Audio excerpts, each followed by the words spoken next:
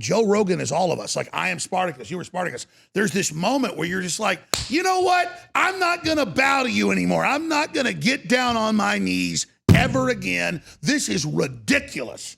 A bunch of unnamed, weird, crazy tech heads on a bunch of drugs are telling us that we can't promote freedom when Joe Rogan is a guy that loves everybody. At which point, all V needs to do is keep his word.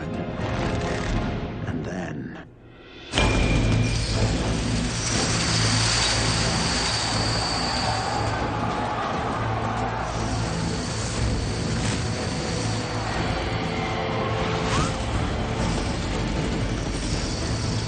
all he has to do is keep his word. A lot of planning went into this. And then once the people turn in the establishment, it's over.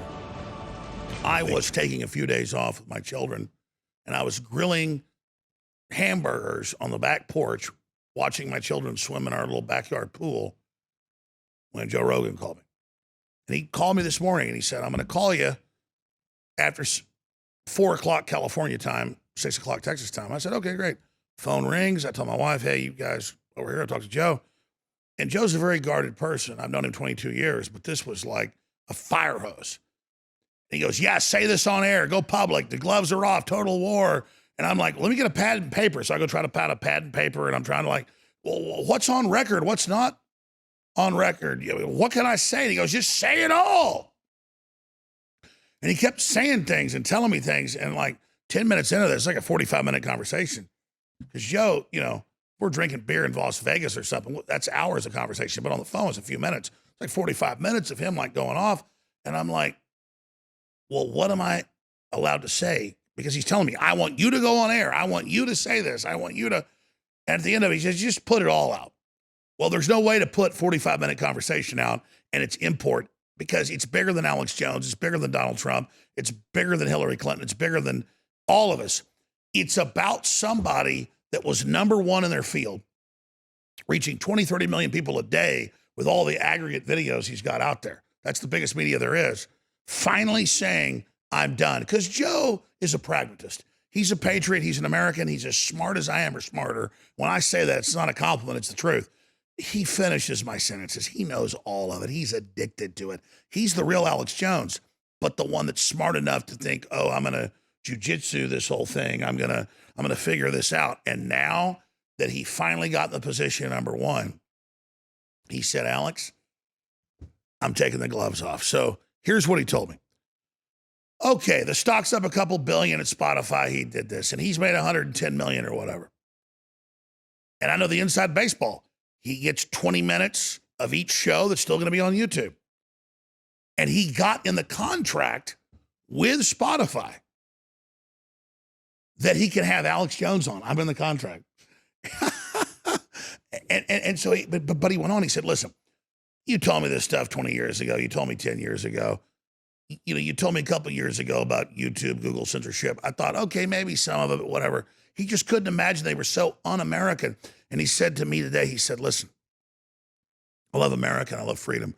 He said the things they've done, the things they've told me, the way they've talked to us like we're dogs is so un-American. It's not about me. It's about I'd rather die than do this. He goes, I don't care if I get shut off everywhere. He goes, I'm going to war in September. And he said, I want you first guest out of the gate and then Elon Musk next. And if they think they've been attacked so far, get ready. And because I know Joe, he knows as much or more. I mean, it's scary. You're about to see a calculated Alex Jones. And he said, I don't care what happens. It's for my kids. These people, because he has the inside metrics. He goes, Elon Musk, 100 plus million views. They shadow ban it. They block it. They claim it's 10 million views. Same thing. That's the new interview. And so all of this and these tech dictators, I told Joe a few years ago, I said, I'm coming after you because I know you know all this as much as I do or more. I know you're just as tough as I am, maybe tougher, probably tougher. And you're letting these people piss on you? I said, I demand you attack them. And Joe's like, oh, they're not that bad. And once he finally saw them, here was the camel Here was the straw that broke the camel's back. He tries to get medical doctors on, people that own hospitals, PhDs on top of it. And YouTube tells him, you're not having them on. And he goes, wait a minute, I can't have major he watches all these medical doctors being banned.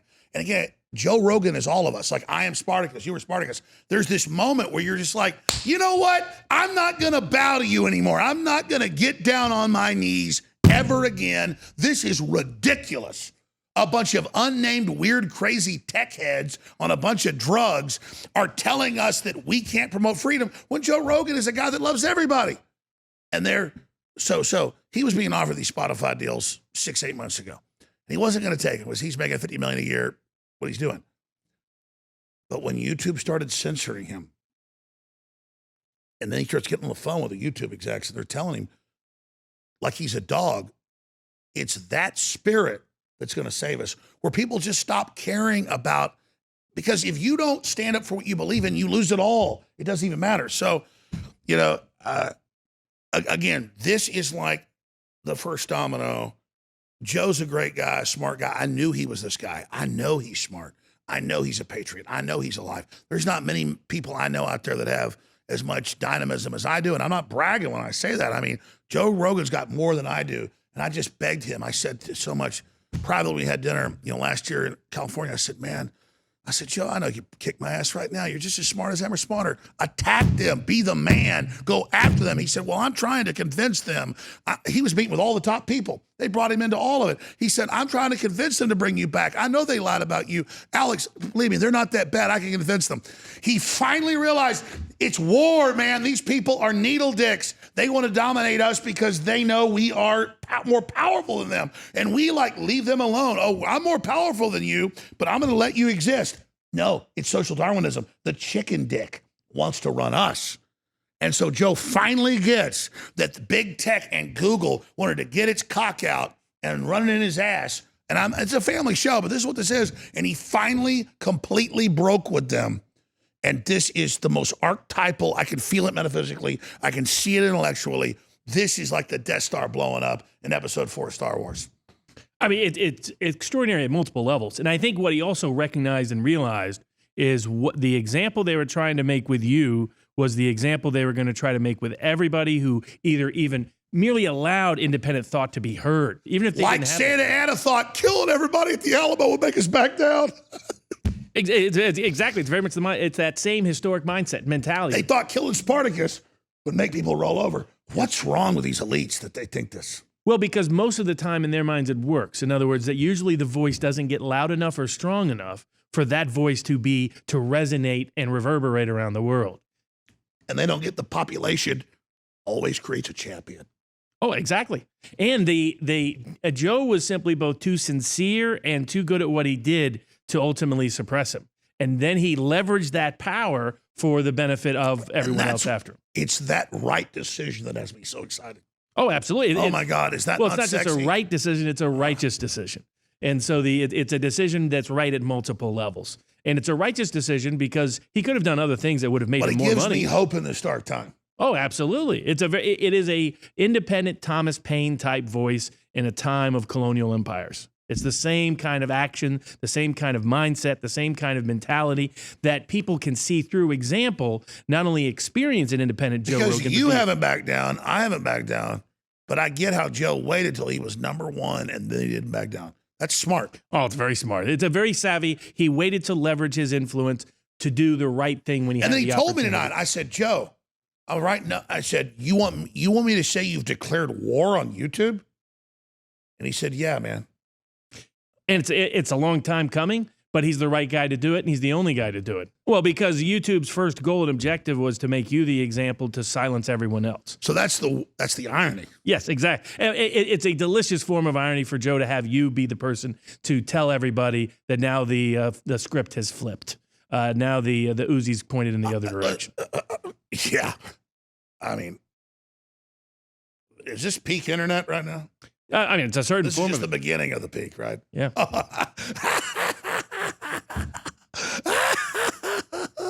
No doubt. I mean, it's extraordinary time, and it's a great thing to see good people do the right thing at the right moment. He could have chosen a self-enrichment path. He could have chosen a path that would have had him on 60 Minutes getting lots of pats on the back. And here's the thing. They could kill Rogan. They could take his money. He doesn't even care anymore. Same with us. It's that final moment where you don't give a damn anymore. You just pull the dagger and attack. Well, yeah, it's very much what... That's the victory.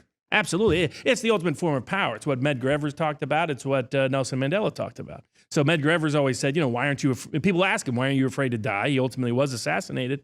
And he said, most men die 1,000 deaths every day, and I'm only going to die once. And it was and what it did is it led as an example to hundreds of thousands and ultimately millions of people all across the country to change the world. And the same mindset of Nelson Mandela, when he realized that he was the captain of his own ship, when he was the master of his own soul. Exactly. Whether you agree with his politics or not, he was strong as hell. Absolutely. He resisted a government that was doing horrible things. How he handled it, one could debate and discuss forever. But his willingness to stand up as an independent act of conscience was his recognition that my hands may be enslaved, but my soul is not, because I control my soul. And that when you show that example to the world, it is always like that iconic image of the guy in front of the tank. It's a reminder that any individual can, in fact, change the world. Now, Joe waited until he had the maximum degree of leverage and influence to make the maximum impact and effect. Well, that's what's crazy about it is, but you're right, it's perfect irony to call him and say, yeah, go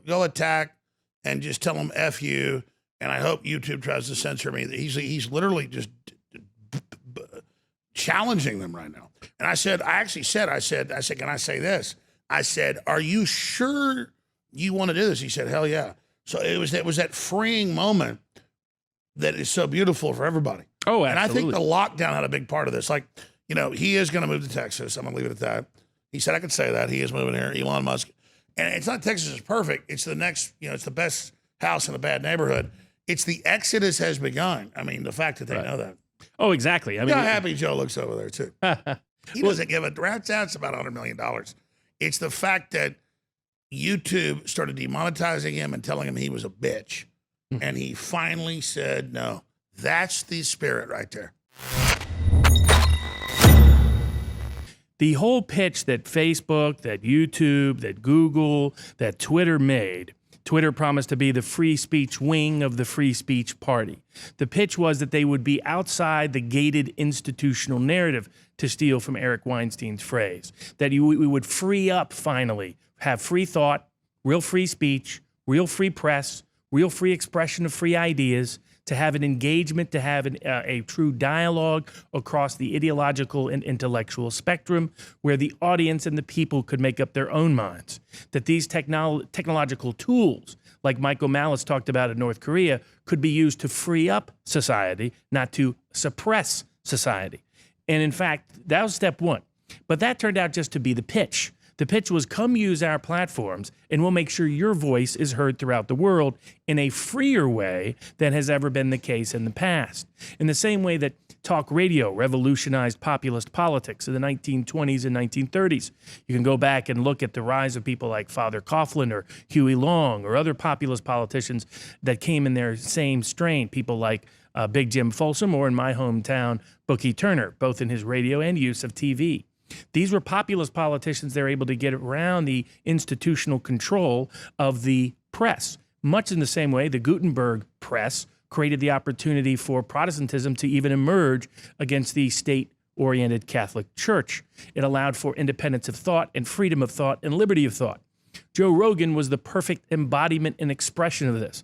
Someone who's naturally conversant, deeply curious, and widely understands a wide range of information, is a natural conversationalist because he's conversant in so many topics and he's naturally curious and asks questions along those lines.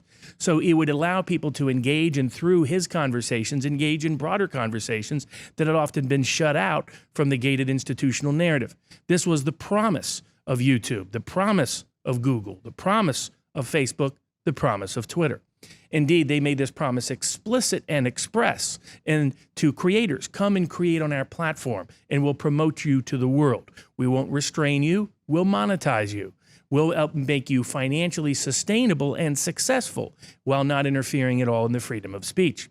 Once they achieved and attained that monopoly, and they saw the use of the technology for the truest freedom of expression of thoughts and ideas, didn't lead people just to the Barack Obamas of the world, but it led them to the Joe Rogans, the Alex Jones, the Donald Trumps of the world. And that's what bothered them, that's what offended them, that's what upset them. That's what led the gatekeepers of the gated institutional narrative to start to leverage their institutional influence with hit pieces in the New York Times and other publications. That in turn fueled Democratic politicians staging congressional investigations for political and public relations purposes. That on top of people like George Soros starting to threaten to defund them unless they began to leverage their control, their monopolistic power over the public square to begin to censor speech, to begin to suppress speech. They did this to Alex Jones after he made them substantial monies over time. But the person who had probably made as much or more money than any individual for places like Google, for places like YouTube, for places like Apple iTunes was Joe Rogan. This was a guy who was making them rich and making them successful more than anyone. And yet, how did they treat someone who had made them so successful, who had made their platforms, who had helped facilitate those platforms becoming practical, effective, de facto monopolies in the technological dominance of the public square? They responded by threatening copyright strikes on bogus grounds. They responded by threatening censorship campaigns on bogus grounds. They responded with public shaming campaigns, misinterpreting information about his past, misinterpreting just because he had had someone on his show, that meant he shared all of the viewpoints of that individual, trying to basically defame him and destroy him in the public arena, often facilitating and enabling that. So someone who had made all of them so successful, they turned on with ease when it was no longer in their political self-interest to promote him, even though he had made them fabulously rich in the process.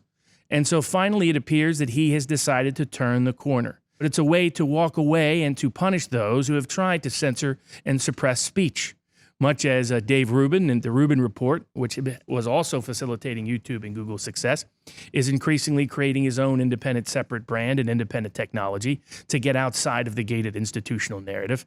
Joe Rogan's the biggest voice in that groom. He is the guy that has made more money for YouTube and Google than any other individual, and now he's taking his bat and leaving the park and going to a different park altogether.